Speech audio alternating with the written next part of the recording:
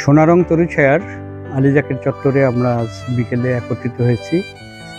আজ আমাদের একজন পরম শুভানুধ্যায়ী, পৃষ্ঠপোষক, বৃক্ষপ্রেমী বিপাশা আহমেদের জন্মদিন। প্রতি বছর তার জন্মদিনে আমরা তার সৌজন্যে আমাদের বৃক্ষপ্রেমী শিক্ষার্থীদের বিভিন্ন গাছের চারা উপহার দিয়ে আসছি।